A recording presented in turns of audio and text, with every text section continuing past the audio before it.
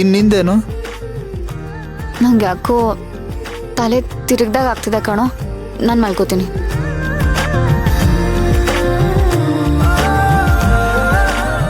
ಒಬ್ರಿಗೆ ಶುಭರಾತ್ರಿ, ನಮ್ಗೆ ಬರೀ ರಾತ್ರಿ.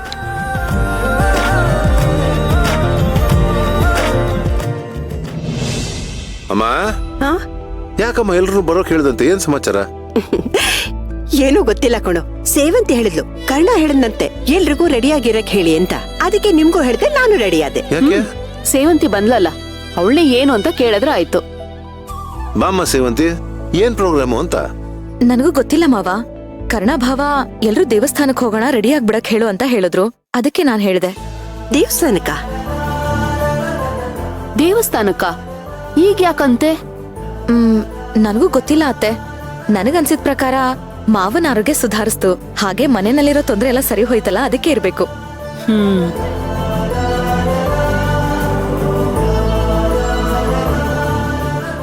Sir, post. ಒಂದ್ ನಿಮಿಷ.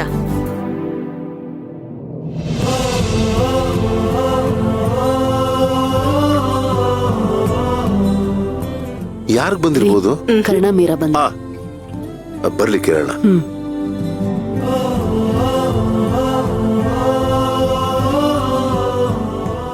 ಏನೋ ಇದ್ದಕ್ಕಿದ್ದಾಗೆ ಎಲ್ರಿಗೂ ದಿಢೀರಂತ ರೆಡಿ ಆಗೋದಕ್ಕೆ ಹೇಳ್ಬಿಟ್ಟೆ, ಏನ್ ವಿಷಯ?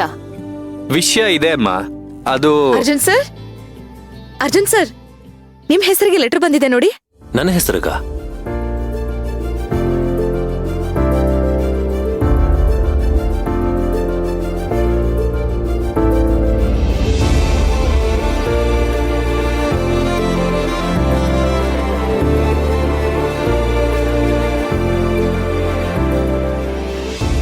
S yes yes yes. ಏನು ಇಷ್ಟೊಂದು ಖುಷಿ ಆಗ್ತಿದ್ಯಾ? ಏನ್ ವಿಷಯ? ಅಜ್ಜಿ, ನನಗೆ ಜಡ್ಜ್ ಆಗಿ ಪ್ರಮೋಷನ್ ಸಿಕ್ಕಿದೆ.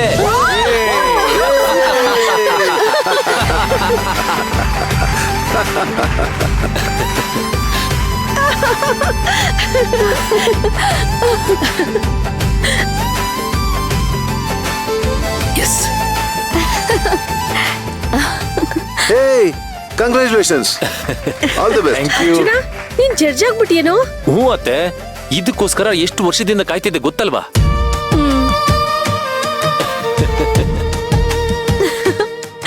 ಅಬ್ಬಾ, ಈಗ ನನ್ ಗಂಡ ನ್ಯಾಯವಾದಿ ಅಲ್ಲ, ಸರಿ ತಪ್ಪುಗಳನ್ನ ತೂಗಿ ಹೇಳುವಂತ ನ್ಯಾಯಾಧೀಶ. ನನಗಂತೂ ಸಿಕ್ಕಾಪಟ್ಟೆ ಪ್ರೌಡ್ ಫೀಲ್ ಆಗ್ತಿದೆ sir. Congratulations. Thank you. Congratulations. Thank you ಅಜ್ಜಿ. ಕಂಗ್ರಾಟ್ಸ್ ಅಣ್ಣ. Thank you. Congrats. Thank you. Congrats ಬಾವಾ. Thank you. Congrats Arjun. Thanks Karna. Congrats sir. Thank you.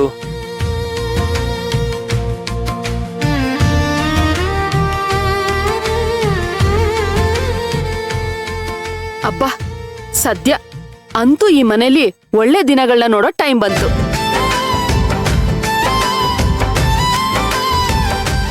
ಇನ್ಮೇಲೆ ಇದೇ ತರ ಒಳ್ಳೆ ಸುದ್ದಿಗಳು ಬರ್ತಾ ಇರ್ಲಿ.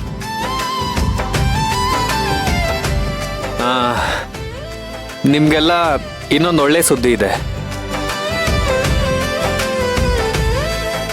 ಏನು? ಏನ್ ಭಾವ ಅದು? ಹೇಗಿದ್ರು ಇಲ್ಲಿನ ಕಂಪ್ನಿ ಪ್ರಾಬ್ಲಮ್ಸ್ಗಳೆಲ್ಲ ಸಾಲ್ವ್ ಆಗಿದೆ. ಅದಕ್ಕೆ ನಾನು ಮೀರಾ ಜೊತೆ ಅಬ್ರಾಡ್ ಅಲ್ಲಿರೋ ಕಂಪ್ನಿ ನೋಡ್ಕೊಳ್ಳೋದಕ್ಕೆ ಹೋಗ್ತಿದ್ದೀನಿ.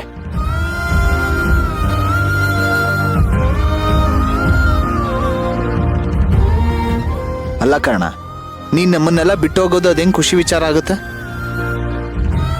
ಅದೇ ಮತ್ತೆ, ನೀವೆಲ್ಲೂ ಹೋಗೋ ಹಾಗಿಲ್ಲ ಭಾವ, ನಮ್ ಜೊತೆನೆ ಇರ್ಬೇಕು.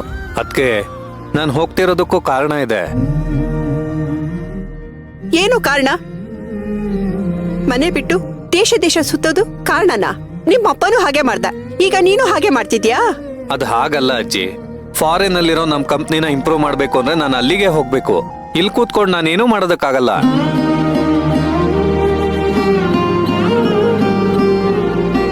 ಅದಕ್ಕೆ ನಾನು ಅಬ್ರಾಡ್ಗೆ ಹೋಗ್ಬೇಕು ಅನ್ಕೊಂಡಿರೋದು. ಅಲ್ವೋ, ನೀನ್ ಅಲ್ಲಿರೋ ಕಂಪನಿನ ನೋಡ್ಕೊಳ್ಳೋದಕ್ಕೆ ಹೋದ್ರೆ ಇಲ್ಲಿರೋ ಕಂಪನಿನ ಯಾರು ನೋಡ್ಕೋತಾರೆ? ಅದಕ್ಕೆ ಅಂತ ನಮ್ಮ ಅಶ್ವಿನ್ ಇದಾನಲ್ಲ. ಅಶ್ವಿನ್? ನಾನಾ? ಹೌದು ಅಶ್ವಿನ್, ಇನ್ಮೇಲೆ ಇಲ್ಲಿರೋ ಕಂಪ್ನಿ ಜವಾಬ್ದಾರಿ ನಿಂದು.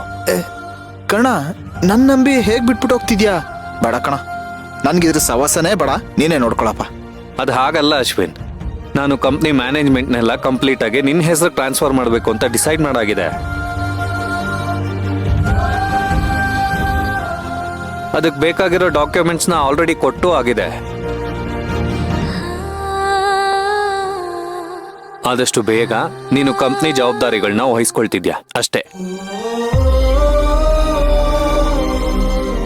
ಅಲ್ವೋ, ಅವ್ನ್ ಮೊದ್ಲು ಕಂಪ್ನಿ ಒಳಗಡೆ ಬಂದ್ರೇನೆ ಅವನ್ನ ಬಿಟ್ಕೋತಾ ಇರ್ಲಿಲ್ಲ. ಈಗೇನೋ ಸ್ಪೆಷಲ್ ಆಗಿ? ಹಾಗಲ್ಲ ಅತ್ತೆ, ಅವಾಗ ಅಶ್ವಿನ್ಗೆ ಅನುಭವ ಕಡಿಮೆ ಇತ್ತು. ಹಾಗಾಗಿ ಸ್ವಲ್ಪ ವ್ಯವಹಾರ ಜ್ಞಾನ ಕಲೀಲಿ ಅನ್ನೋ ಕಾರಣಕ್ಕೆ ಇವನನ್ನು ಅವಾಯ್ಡ್ ಮಾಡಿದೆ ಅನ್ನೋದು ಬಿಟ್ರೆ,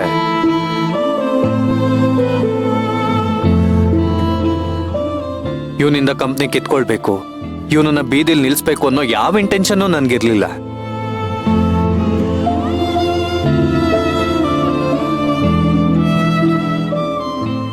ಅಶ್ವಿನ್ ಬೇರೆ ಯಾರು ಅಲ್ಲ, ನನ್ ತಮ್ಮ. ಅವನ್ ಬೆಳೆದ್ರೆ ನನ್ಗೆ ಖುಷಿ ಅಲ್ವಾ?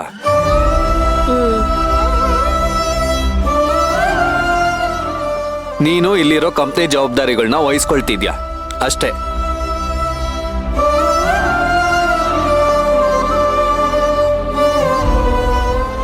Thank you Karna, thank you so much. ನನ್ನ ನಂಬ್ತಿರೋದಕ್ಕೆ, ಇಷ್ಟು ದೊಡ್ಡ ಜವಾಬ್ದಾರಿ ಕೊಡ್ತಿರೋದಕ್ಕೆ.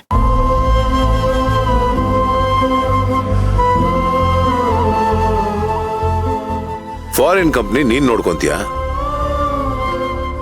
ಇಲ್ಲಿರೋ ಕಂಪ್ನಿನ ಇವನ್ ನೋಡ್ಕೊಂತಾನೆ.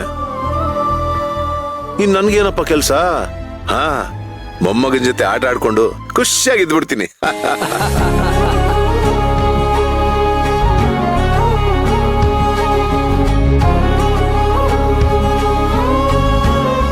ಎಲ್ರೂ ಕೆಲ್ಸನೂ ಆಯ್ತು, ದುಡ್ಮೆಗ್ ದಾರಿನೂ ಆಯ್ತು.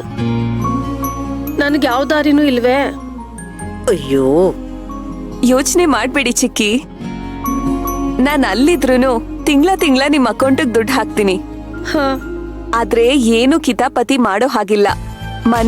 ಮನೆನ ನೀವು ಚೆನ್ನಾಗ್ ನೋಡ್ಕೋಬೇಕು. ಅದೆಲ್ಲ ಸರಿ. ಈಗ ಅಶ್ವಿನ್ ಹೆಸರಲ್ಲಿ ಕೆಫೆ ಇದೆಯಲ್ಲ, ಅದನ್ನೇನ್ ಮಾಡೋದು? ಅದನ್ನ ನಾನು ಯಶೋಧ ಅತ್ತೆಗೂ ಮಾವಂಗೂ ಬಿಟ್ಕೊಡ್ತೀನಿ. ಹಾ, ನಾನ್ ಏನು ಯಶೋದಂಗ? ಅಯ್ಯೋ ದೇವ್ರೆ, ಹಾಗೇನಾದ್ರೂ ಮಾಡ್ಬಿಟ್ರೆ ಇವಳು ಬರೀ ತಿಂತಾನೆ ಕೂತಿರ್ತಾಳೆ, ಇಲ್ಲ ಅಂದ್ರೆ ದುಡ್ಡು ಇಳಿಸ್ತಾ ಇರ್ತಾಳೆ.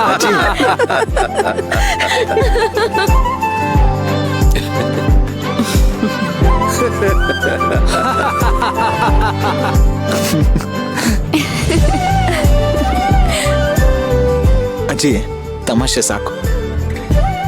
ಅತ್ತೆ, ನೀವು ಕೆಫೆನ ಚೆನ್ನಾಗಿ ನಡ್ಸ್ಕೊಂಡು ಹೋಗ್ತೀರಾ ಅಂತ ನನಗೆ ನಂಬಿಕೆ ಇದೆ. ಇನ್ ಮುಂದೆ ಕೆಫೆ ಜವಾಬ್ದಾರಿ ನಿಮ್ದು.